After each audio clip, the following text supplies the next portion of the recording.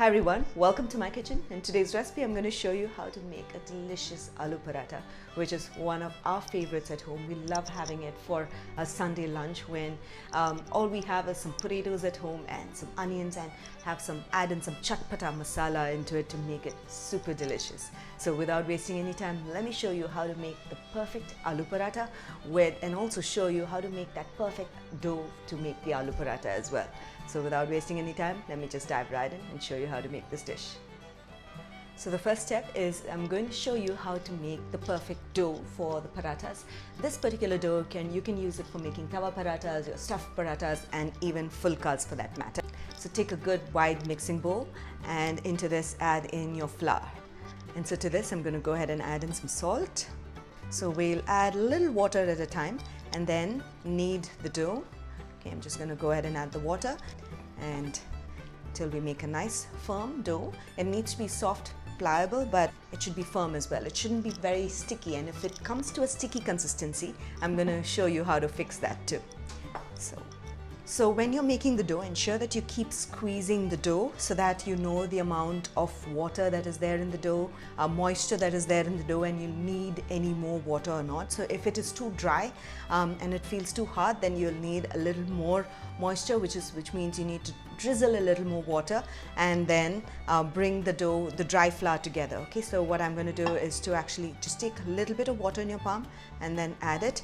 And that's how you sort of start adding water towards the end, because if you just pour in the water, then you'll have some excess water. So now I can see that I'm able to actually squeeze the dough well. There is enough moisture, so this is good enough to actually bring all the flour together.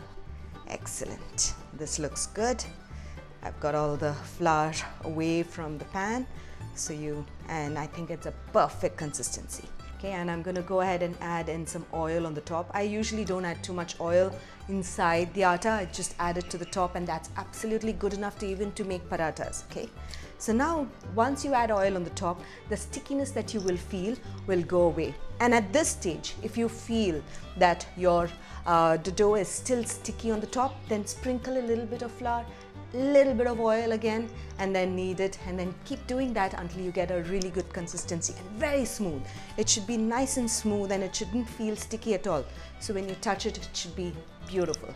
Great. So now I'm just going to go ahead and cover the dough and allow it to rest for about 5 minutes until we get our filling for the paratha ready. So now the first step is to boil our potatoes, which is pressure cook the potatoes until they're really soft. So I have taken some potatoes and cut them into half or quarters. So if it's a small potato, cut it into half, and if it's a larger potato, then cut it into quarter and then put it inside the pressure cooker. We'll add in some water, and we're going to pressure cook the potatoes for about 15 to 20 minutes, and then you turn off the heat. And after you turn off the heat, allow the pressure to release naturally. Okay, so I'm going to cover the pressure cooker and then let the potatoes cook. And once the potatoes are cooked and the pressure is released, we'll get started with the next steps of peeling and then putting all the spices together. So now the pressure is released completely, and I'm ready to open the pressure cooker. Now I'm going to take this out, transfer it to another plate which has no moisture, remove it from the water, and then allow it to cool completely, and then peel off the skin. And once we do that, I'm going to show you how to put all the masalas together.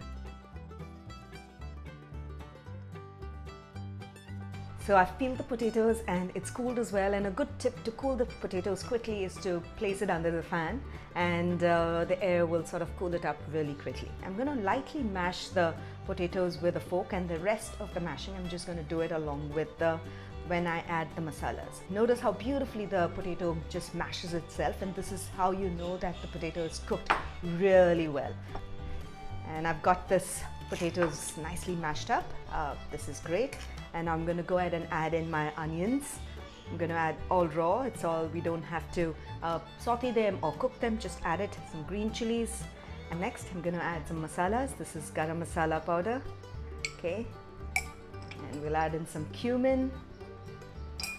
Amchur is extremely important for aloo parathas. Adds a nice tanginess. And some coriander powder. Salt, of course, to taste, and some red chilies.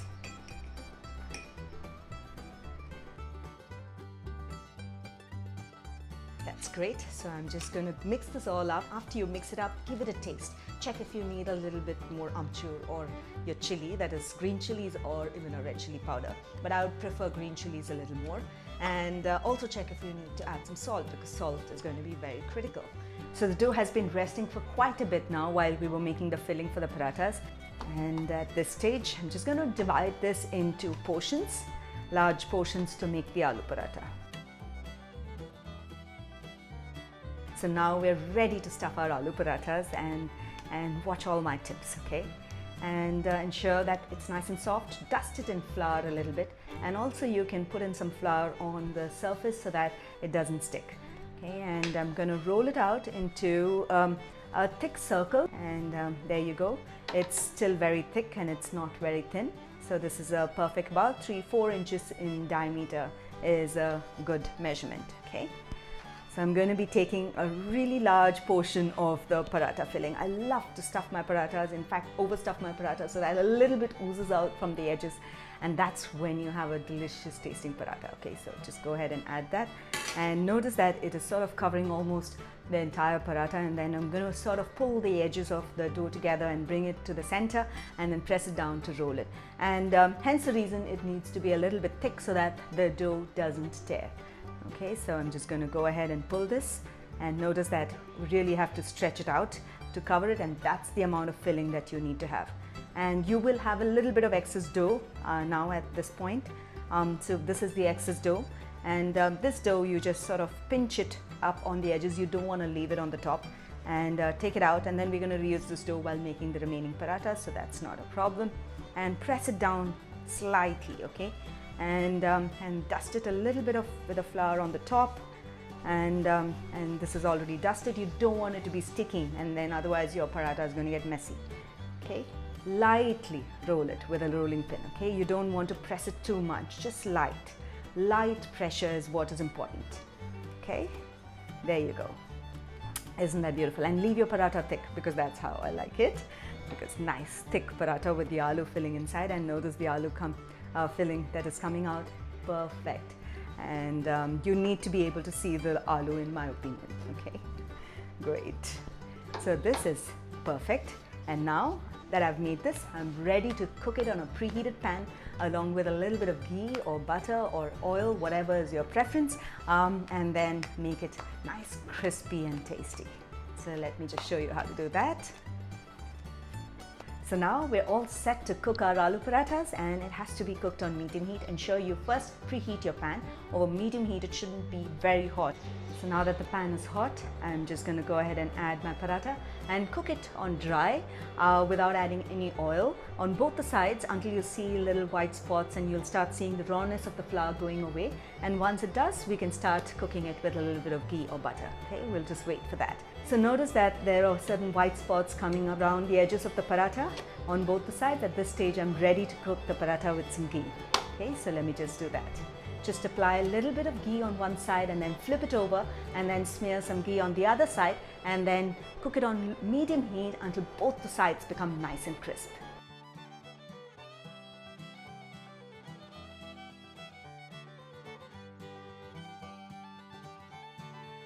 So notice that the parathas have a beautiful golden crust, and it's cooked perfectly. This is exactly how I want it.